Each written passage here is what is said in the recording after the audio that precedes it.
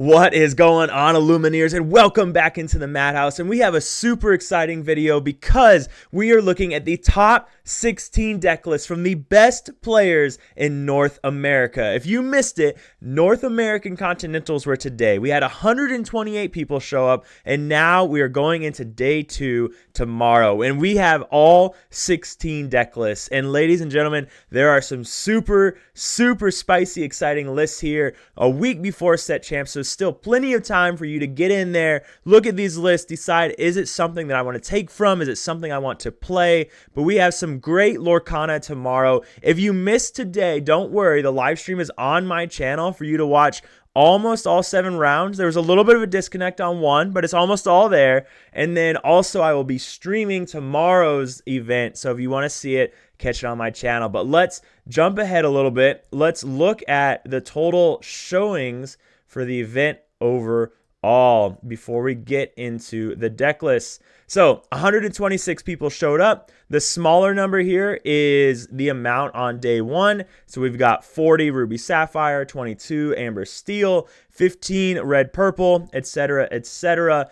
Something to note, if you weren't expecting it, I don't know what rock you were living on. I called this from the very beginning. 40 Ruby Sapphire, 32%. I estimated 30, so I was 2% off. But I thought Amber Steel would be second because it's just doing really well right now.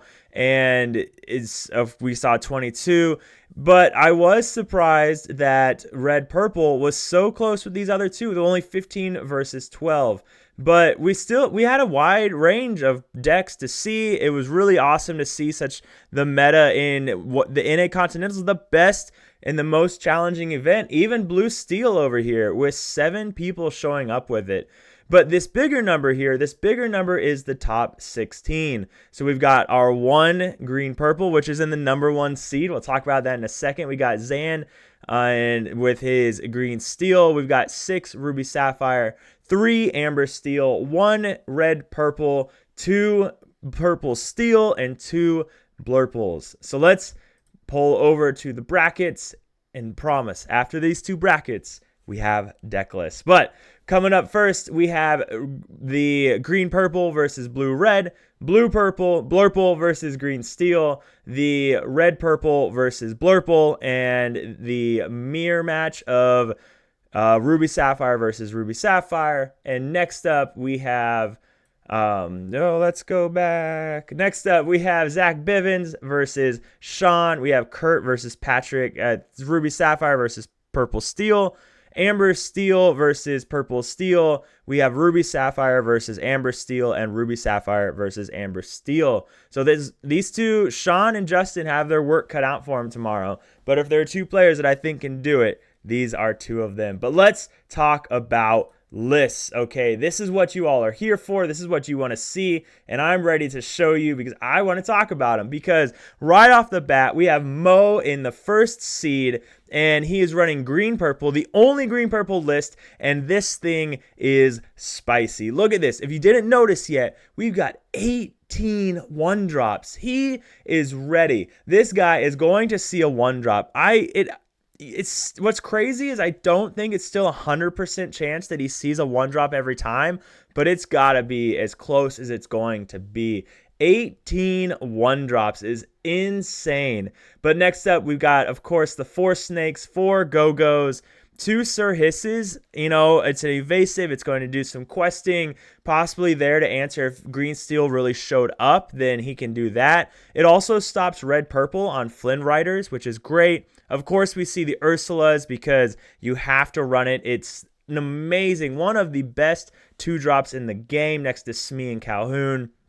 We've got 3 White Roses and 3 Cloud Kickers, but then we see the Lyle coming back, which, if you don't remember, the Lyle's at 2/4, can give another character Reckless, and then when one of your characters are banished, your opponent loses 1 lore. So Lyle coming in, it's, punishing you for playing B-Prep. It answers Go-Go's. It does all these things, but Lyle, one thing that it does that's really interesting is it sets you up for a really strong Go-Go turn.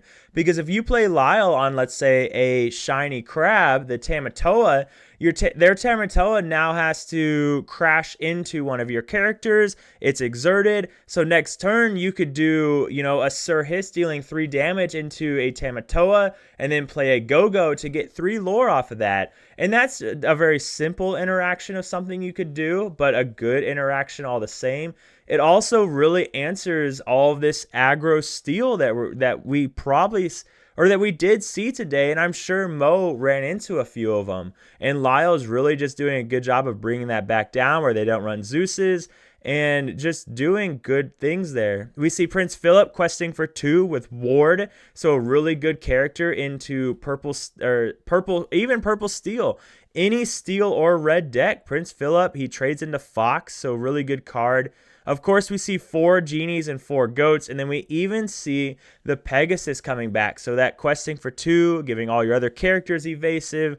This is a deck. If people were going to copy pasta any list coming out of this video today, I'd imagine this is the list that people will copy pasta. And I expect that we'll see a lot of this at Set Champs, because this list, you're going fast. You're laying down all these cards. I'd imagine you got to be a little bit careful not to just see all of these and then just say, I'm going to take all of them. But then again, maybe you can, because that's a lot of questing if you just have a hand of 7 1-drops. So really good list. Really exciting to see this list. And I'd imagine it's going to do really well tomorrow. Really good job, man.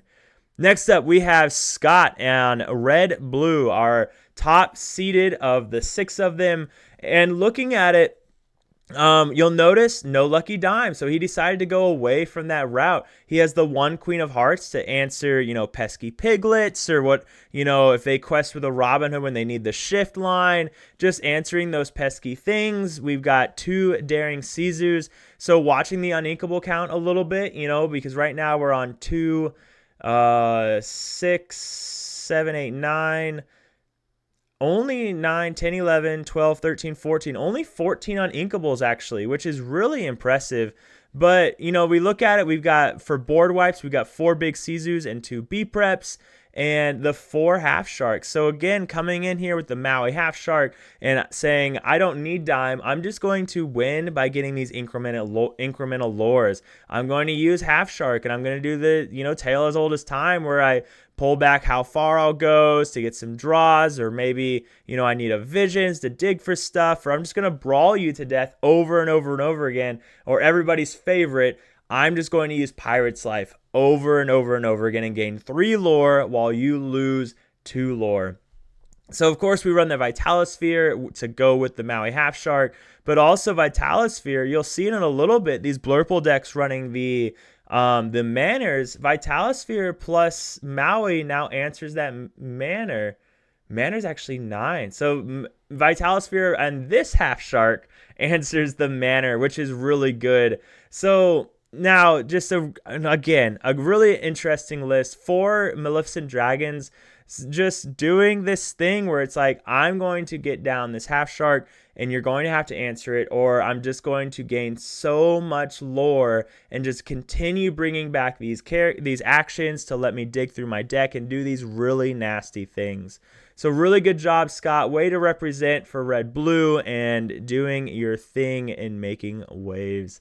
So next up on our list, we have Kurt, our first Amber Steel player, and this list is spicy. I don't know if his last name is said by Spice, but I'm gonna say that it is for now because it fits. Because this is an aggro steel list. It's running the Mines package with the 3 Happies and the 4 Docks, but then he's thrown in 3 Chinpos and 2 Rapunzel's Towers and 2 John Silvers. And this is just exciting because when we look at this list, like imagine you're playing someone, they play a Rapunzel's Tower, not a big deal. Well, then they play a Chinpo and move it to Rapunzel's Tower. That is a 4/10 character. There's not a lot getting through that. Meanwhile, you're going to have to hit a Piglet that is a 2/5, a Calhoun that is a 3/5 with resist +1. Your Smee gets to live forever because it has that +3 health. So it's just doing these awesome things. Really cool list. And, I'm still not the biggest fan of the Happy Mind package, but Kurt really showed us how strong it can be. And, this John Silver just doing even more work, because now if your opponent plays a half shark on like turn 4, you can play John Silver. Now the half shark can't challenge, so they lose that ability. And maybe you have a strength, so then John Silver can sing the strength next turn if you have 5 characters and blow up the half shark. So lots of cool things here. John Silver also keeping your Smee from losing a health, which is great. We see the 4 Lawrences, of course. We cut down to the 2 Piglets. That's just something, make room for the other stuff. And then we've also cut the Kitas and the Plutos from DeCandio's list, which is an amazing move that's really reading the meta when you have a feeling that the meta is going to be in the majority of red-blue, where you don't want to see Kita. And Kurt really read that and did a really good job on that read as well. This list, super disgusting. Really like it. And I imagine that we're going to see a lot of it as well. So good job, man. Way to represent the Amber Steel community. Next up, we've got Humza Khan. I'm sorry if I said that super wrong, but this is our first 66 card list. Looking at it, there's a Goofy here. There's a Goofy here. We haven't seen Goofy in a competitive list in a long time. But what makes this so special is it is a 5/5/1, but it has rush and evasive. So those genies, you can hit into them now. You can brawl them. You can use Goofy to take out the genies. If they do have Diablos, then it's an answer for Diablo. Like, that 5/5 is going to do a lot. It answers the baby Elsas, the 2/5. And so that 5/5 is a lot. It's another rush character. So now you're running 3, 4, 5, 6, 7, 8 rush characters. You have a Hades here that is, essentially clearing anything and giving you a body with 2. Meanwhile, you also have a Let It Go. And this just has a lot of stuff. You have the dime, so it's going back to that dime package of 4 Tamatoas and 2 dimes.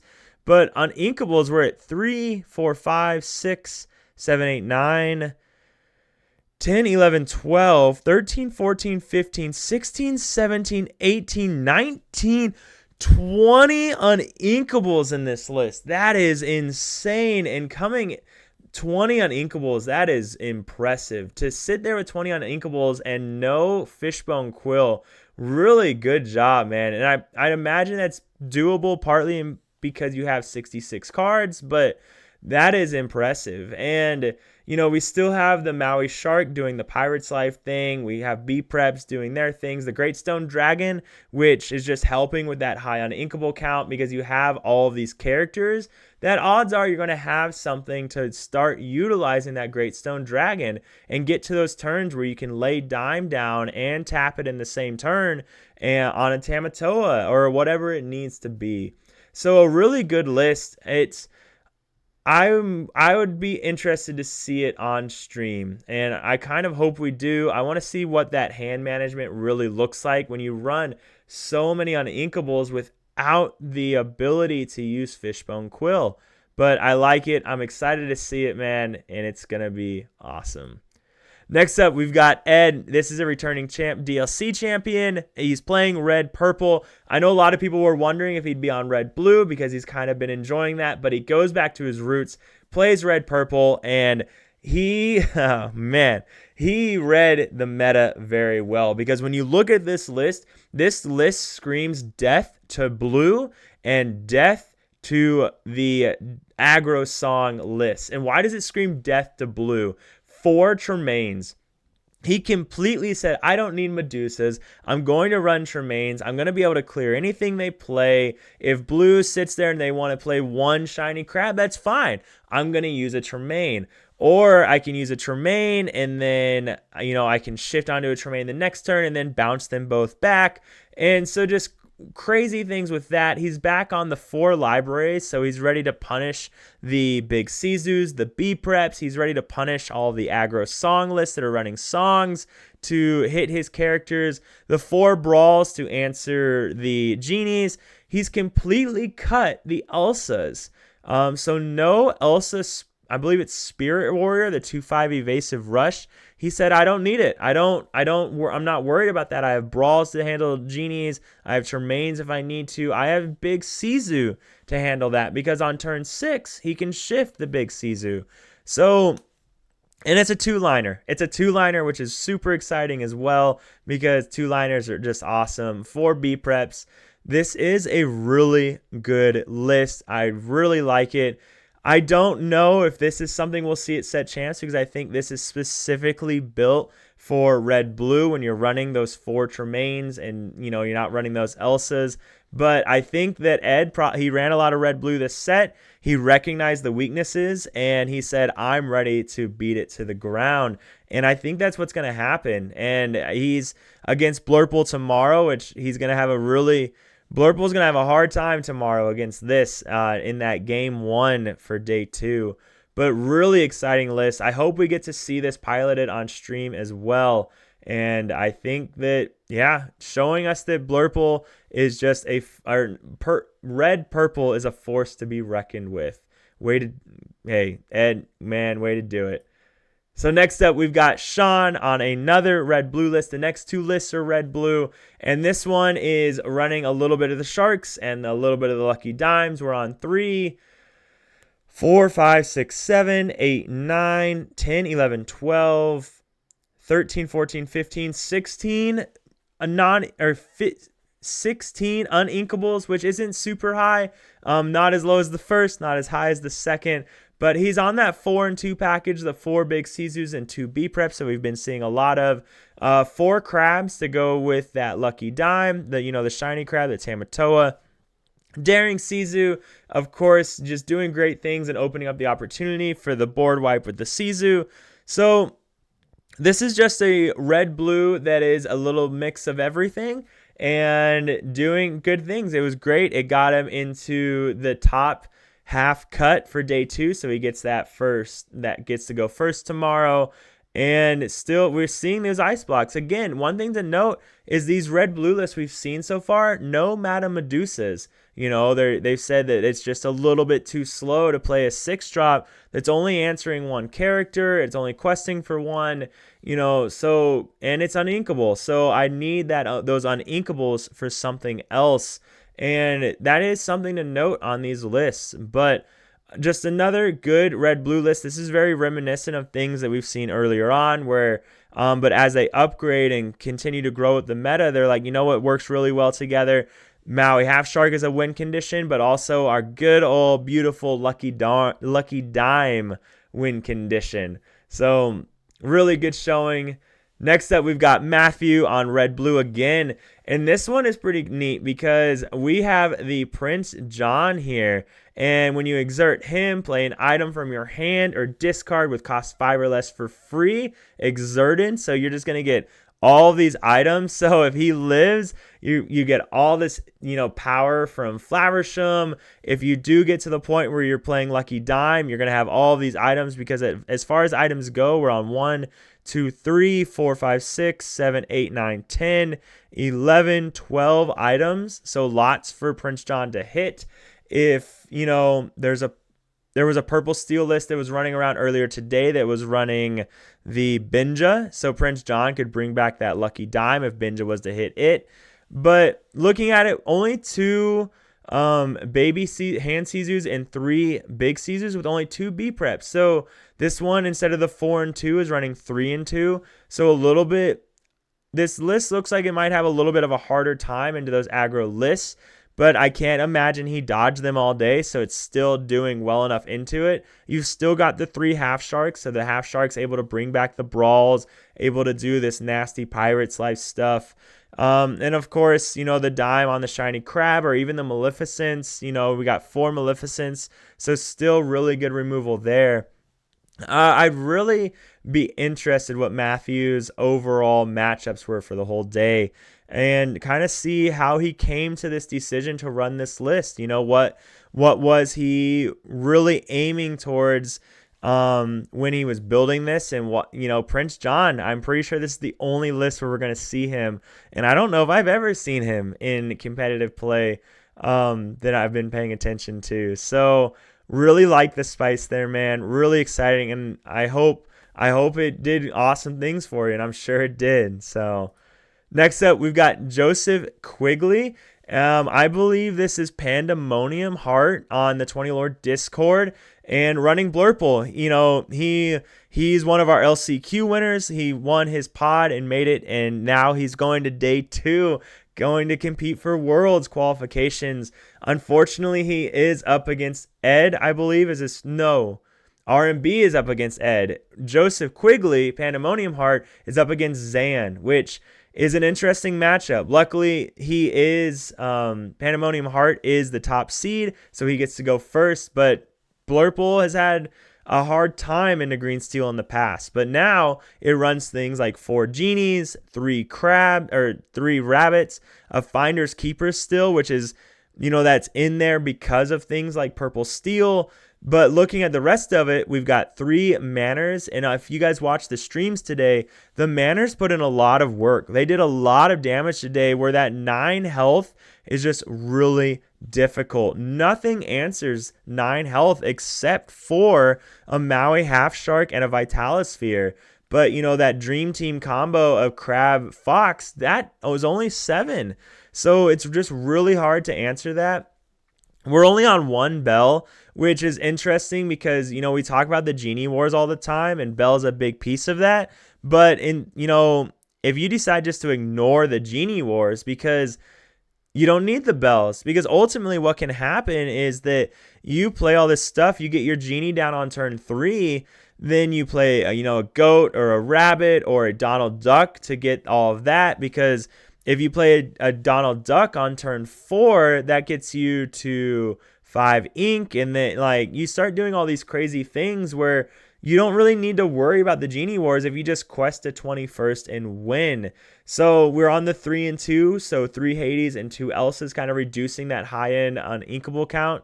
But this list just doing these super nasty Blurple things, and Pandemonium showing us that Blurple is really a force to be reckoned with. And huge shout out to JDRR. Pandemonium said earlier today or yesterday, really shouted him out for all of his help in the 20 lore, his guide. And, JDRR with all of his, helping, and then Pandemonium Heart and later RMB taking that tutelage, and, the 3 of them showing us just how effective Blurple really is in this current meta. So it's going to be a great match. Super excited to see how far we can get. I mean, who doesn't love Blurple? It's just fun to say. So next up, we do have Zan. This is, of course, he's on green steel, and I'm sure everybody's mind would have been blown if he was on anything but. But when we look at this list, what are the upgrades from the previous set? We're on a new Go-Go, we're on Calhoun's, we're on the I'm Still Here's, and I believe that's everything. But looking at that, this is all really effective stuff, because the Go-Go getting you that last bit of lore that you might need, the Calhoun being one of the best 2-drops in the game, if not the best 2-drop. He's running Smee and Calhoun, which are 2 of the best 2-drops in the game. And, the I'm Still Here, which is really effective. It saves your Smee. It lets you quest with something and then play I'm Still Here to give a resist +2. You could use Ursula to sing it, and then something gets resist +2, and you get to draw 2 cards, or 2 things could get resist +2. I would assume that resist +2 stacks if you sing it on the same character. But, these, 4, 5, 6, 7, 8 cards, they make a really big difference. We did have to cut down to 3 Ursulas to make room, but really cool to see. The I'm Still Here's more songs for the Muses to do her thing. And one thing to really keep in mind that we've seen before is Muses being able to bounce the dock back to hand. So, you play a song, you play the dock, you don't discard anything. You play the song, the Muses then bounces the dock back to your hand. You play the dock again to draw 2 cards. And you can just do this as long as you want, ultimately, while answering the opponent's board.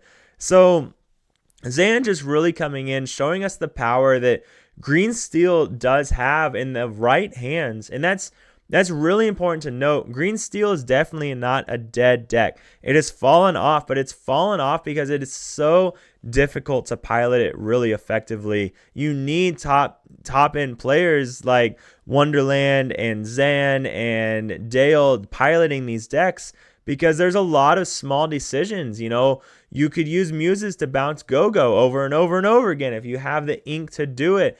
But just recognizing all the things that you can do, recognizing when to discard, when to quest, when to challenge, it's very difficult, and really good job piloting it. Again, making day 2. So excited to see how you do, man. Excited to see what ultimately comes of it. Next up, we do have Shawn. I'm super excited to see this. Shawn, if you didn't know, we've had him on the channel before. He took second place at DLC Seattle. He did an interview with us. And if this list looks familiar, it's because, I was talking to Shawn before the event, and I was like, hey, man, what are you doing? How are you feeling? And he's like, I don't know. Like, I'm gonna run Amber Steel, but I don't know what I'm going to run. And meanwhile, he's saying this as he's playing Marvel Rivals. But this list, it is very reminiscent of his Seattle list. It is a lot of the same stuff. He opted to run the Queen package.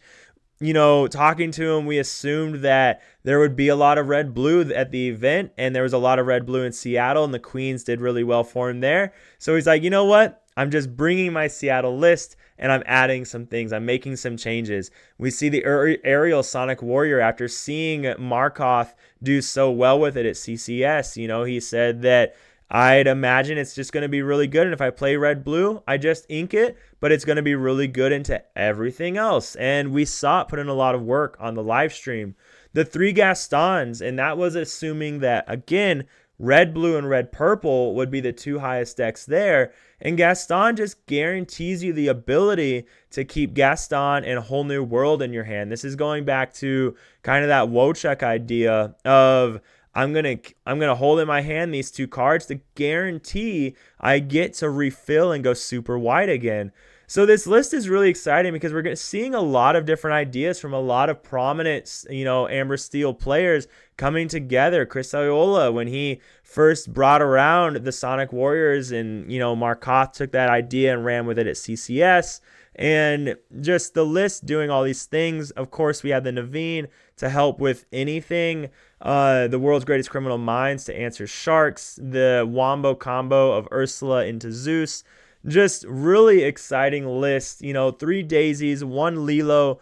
And we saw him do it really effectively. We saw him pilot this really effectively. So I'm really excited to see that he made day 2 again, and is going to represent as the only traditional Steel song player to make day 2. So really good job, man. I'm going to be rooting for you, and I hope that we get to see you get that World's invite tomorrow. So next up, we have Zach Bivens. Zach Bivens is definitely a fan favorite. If you missed it, he did win the LCCC, and he was piloting Purple Steel in the top cut of the LCCC. I don't remember what his list was, but this is a Purple Steel list, and he running 8 songs. So 4 strengths, 4 Zeuses, where he's saying, I'm just going to blast anything you play. Meanwhile, I'm going to just play these cards. If you've never played Purple Steel, it's just the definition of tempo. It is a very fair deck that is going to play a card every turn. It's going to gain some lore, and I'm going to play a goat to gain guaranteed 2 lore. I'm going to draw a bunch of stuff with the rabbits and the genies, opting for 4 rabbits and 2 genies versus 4 and 2, whereas the genie is only gaining you 1, but the rabbit is gaining you 2. So you sacrifice that lore for the extra card, which is really needed when you just need to continue laying down pressure to make your opponent continually have answers. Otherwise, you'll just overpower them. So nothing fancy, no Tinkerbell shift lines. This is just, I'm going to play these cards. I'm going to blow stuff up as you play them. You get to do the infamous rabbit on turn 4, then sing a Zeus on turn 5. Just a great list running these amazing steel cards with this amazing purple package. So Zach Bivens, we're all excited to see how you do. Of course, this is pretty awesome seeing you be able to make it this far. You've betrayed us all by playing purple steel and not amber steel, but we'll forgive you, and we look forward to your match tomorrow. Next up, we've got Ryan. This is RMB and playing the other Blurple list that made day 2. And when you look at this, it's very different than, it's not very. The Blurple lists don't get very different, but this is an earlier rendition of a JDRR build where he was kind of testing everything, and you were running the 3 bells to say, I will dominate the Genie Wars. And it also just sets up these awesome plays where, you have a 2/4 character on turn 3 where you can now challenge into anything you want and then play Bell to remove potentially 3 damage to blow up one of their characters. You've got 3 rabbits and you've got 4 genies, so plenty of draw power. You've got plenty of ramp with 4, 8, 10 ramp. And then you've got 3 and 3 on the Hades and the Elses. So because you have so much ramp, you can kind of afford, you just have to be, as long as you're careful with the mulligan, for anyone that was looking at picking up and saying, I'm going to run this exact list, you're running 6 cards that are very high cost on inkables. So even though you do have a lot of ramp, that ramp does you no good if you end up bricking at 5. So keep that in mind, that you have to be very specific with your mulligans with this list, but really effective. The 1 Let It Go, because you can start singing that, on turn 5 because you play your 5 cost character on turn 4. And we've got the 4 goats doing great things when you have all of this ink, and you can afford to goat, bounce, goat if you wanted to in the same turn. I've done turns where I've done goat, bounce, and because I just had so much ink going into the turn. So just hyper draw, hyper removal, stall, and just quest out eventually. And that's what this list is looking to do. RMB is going to have his work cut out for him tomorrow. He's playing against Ed with that really stellar red-purple list. And this deck does have a hard time against B-Prep because they have to play this wide board, and then you get B-Prepped, and then if you play just a Hades or something, they're going to blow it up with Lady Tremaine. So it will be an exciting match tomorrow, one that will be a good one to see if it is on the stream. So good luck, RMB. You abandoned all your blue steel brethren. We'll see if they forgive you for that. So moving on, we have Pierre, which if you did not know, this is Sailor. This is the red-blue OG. He made it. He didn't need, yes, he made it, and we're super excited to see it. This is, if you didn't know, he is the red-blue OG. Has a great guide out there, and one thing to note, he has the 1 Medusa still, and he said, you know what, a 6 cost on Inkable is worth it because it can remove the genies. It can remove all these pesky characters that I might not otherwise be able to remove. Uninkables were on 1, 4, 5, 6, 7, 8, 9, 10, 11, 12, 13 uninkables. So he said, I'm tired of bricking. I'm not going to be the red-blue player that loses to himself. And that's fine. Like, he's showing that it's not going to be an issue. One thing to note, there's no daring Sizus. There's no the hand Sisu where you play it on turn 3 to remove a character with 1 attack or less. And, you lose that shift package, but, he said, I don't need it. Testing has shown that I do fine without it. Let them get some extra quests with those Daisy Ducks and draw me some cards and just do their thing because I'll remove it when I'm ready and when it works for me. So instead of having to worry about playing a Sisu on 3, he can instead just work on his draw packages. He can work on his draw. He can work on his ramp. He can do other things that you can't do when you play a baby Sisu. He is on 6 big removal instead of the 4 and 2. He's on the 3 big Sisu and the 3 Be Prepareds. This is likely because he lost one of the shift packages and only running 2 ice blocks. So Sisu's still a phenomenal card, but just a little bit less effective when you don't have the shift package or that, more ice blocks to use. But, this is going to be great. Sailor's been, rocking red-blue for a really long time. He's kind of the everybody kind of just waits to see what he brings in new sets, and there's a reason. He's a really talented red-blue player, and whoever is against him tomorrow, because I forgot, you're gonna have your work cut out for you, but he's gonna rock. He's gonna try and represent Canada and do all he can to do great things. So good luck tomorrow, Sailor. Next up, we've got Patrick, and he is our other purple steel player. And looking at this list, let's go back to Zach Bivens. So Zach Bivens on no dock, but if we look at Patrick, he's decided to go that dock route. And dock, it just offers this more, it's not aggro, but at the same time, it's just a faster almost build where instead of 4 Zeuses, you're on 4 docks, and you're going to play all these cards. You're going to, you only need strength because strength is just a great removal on its own. And you're going to empty your hand, play a dock, empty your hand, play a dock, and just do these nasty things. The one friends, I love the one friends. A 2-liner would have been cooler, but we love the one friends. And it's just a purple steel list. There's not a lot more to say. It's you're still trying to just empty your hand, play a card every single turn. We are only on the 4 genies versus the other purple steel that was on the 2 and 4. So your draw package isn't quite the same because instead of running the rabbits, you're running the docks to draw 2 cards. So not quite the same, but still a good purple steel list. There's a top 16, right? But it goes to show just how changing a couple cards changes the entire gameplay style of what you're trying to do.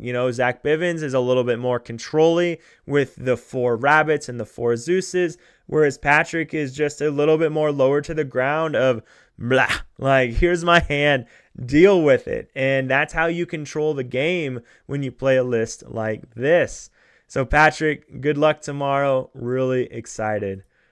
Next up, we have Justin Shaft, and we have one more. So Justin Shaft, and this is an exciting list. So this is reminiscent of DeCandio's Diggy Diggy Hole. We still have the Mine package with the 4, 4, and 3, but we've decided to cut the Kitas, and I think that's really the only change, I think. But again, Justin, whether he knew going into it or he saw the number of red-blue players yesterday, he said, no, Kitas is not going to cut it. I don't think there's going to be a lot of purple decks that I need Kita for, so I'm going to play Gantu. And I got to admit, every time that I've played Gantu in my list of Steel Song, he's never felt bad. You play a Gantu, and even if it's the only character on the field, it forces a B prep out of your red-blue opponents because that's questing for 4. Like, that's a big deal. So he's coming in, he's got this aggro list, and he's got this super high top end of Gantu. He's got the Pluto it's a little difficult to deal with, especially for red-blue, because if they don't have something like a Tipo down, whatever they throw into it will be banished. And that is a tough, that's tough to take in. So you get this Maui Half Shark, and then you use a Vitalosphere on it just so you can get rid of their Pluto. Like that would be a little rough. But just, coming in, I bet, oh man, it's awesome to see Captain Cranky Head really putting in work. So Justin, I think we saw you on the live stream. I'm not 100% sure, but really exciting list. I love the spice of throwing the Gantus in there, and I wish you the best of luck tomorrow, man. In our last list, we have Felipe on red-blue. And this is exciting. We have a Mulan. We have a 4-cost uninkable 4/3/1 with Rush. I've got to admit, I don't think I've ever seen this card in a list before. I only started right at the end of Ursula's return, or right before Set Champs. So I don't know if she was played before that, but this is neat. This is just a Mulan. This is a 4/3 with Rush that is just, I'm going to be able to answer cards, essentially. And that's pretty exciting. I mean, we've got the Ruby Chromicon to give things a little bit extra. We are running the 4 manners, so probably trying to help a little bit against, you know, the other red-blue players that might struggle to answer that card.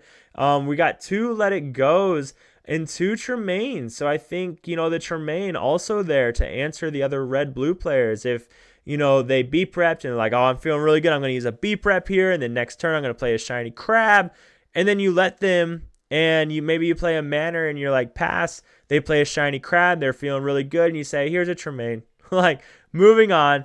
So looking at it though, he's opted no dimes, no Maleficent Dragons, you know, using those Tremaines as that Maleficent Dragon effect, the Let It Go as the Maleficent Dragon effect, and only 5 big removals. So the 2 big Sizus, the 3 B-preps. So you're really counting on, you know, this Maui Half-Shark running 4 with the 3 Pirates Life. And 3, that's the most we've seen of any list so far.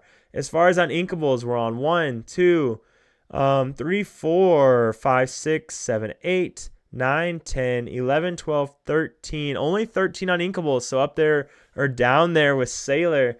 And just an exciting list. Only 3 brawls, which is interesting. Brawl is a really big one, you know, trying to answer the opponent's Hyrums, trying to answer the genies and things like that. But really different. Only the 1 daring visitor, the hand Sisu. Really different list. And that's one thing I like about these red-blue lists is they're all different.